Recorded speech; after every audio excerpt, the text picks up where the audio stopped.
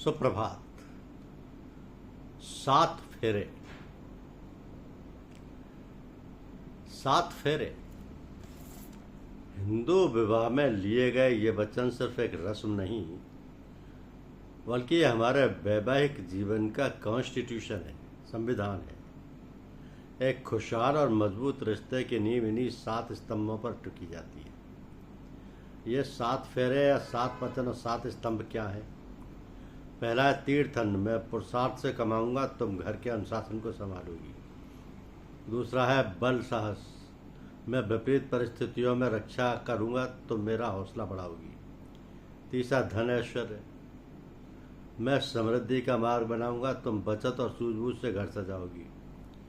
चौथा परिवार प्रेम, मैं अपनों को सम्मान दूंगा, तुम सबको प्रेम के धागे से जोड़ोगी। पांचवा कर्म संतान, मैं परिवार का भविष्य बनाऊंगा, तुम बच्चों को श्रेष्ठ संस्कार दोगी। छठा स्वास्थ्य ऋतु, मैं तुम्हें सदैव खुश रखूंगा, तुम हर मौसम में मेरा साथ दोगी। सातवां मित्रता और पवित्रता, जीवन के अंत तक हम केवल पति पत्नी नहीं बल्कि सबसे अच्छे मित्र बनकर रहेंगे। तो ये जो 7 फेरे हैं, 7 फेरे यही शादियों में 7 वचन और 7 स्तंभ के नाम से जाने जाते हैं।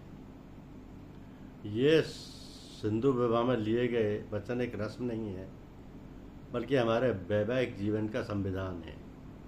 एक खुशहाल और मजबूत रिश्ते की नींव इन्हीं 7 स्तंभों पर टिकी रहती है, क्योंकि तीर्थ अन्न, बल साहस, धन ऐश्वर्य, परिवार प्रेम, कर्म संतान, स्वास्थ्य ऋतु, मित्रता और पवित्रता, ये 7 वचन इन 7 चीज़ों पर आधारित है। अब जैसे कर्म संतान है कि मैं परिवार का भविष्य बनाऊंगा, तुम बच्चों को श्रेष्ठ संस्कार दोगी। या स्वास्थ्य ऋतु है, मैं तुम्हें सदैव खुश रखूंगा, तुम हर मौसम में मेरा साथ दोगी। मित्रता है पवित्रता, जीवन के अंत तक हम केवल पति पत्नी नहीं बल्कि सबसे अच्छे मित्र बनकर वफादारी से जिएंगे। तो इस तरीके से शादी में लिए गए, हिंदू विवाह में लिए गए ये 7 फेरे संविधान, शादी के संविधान की 7 आर्टिकल हैं या अनुच्छेद हैं, और इन 7 का जीवन भर पालन करना दोनों पति पत्नी के लिए आवश्यक है। तभी शादी जैसे बंधन जन्म जन्म तक साथ निभाते। ये अटूट बंधन है। हमारे यहाँ पहले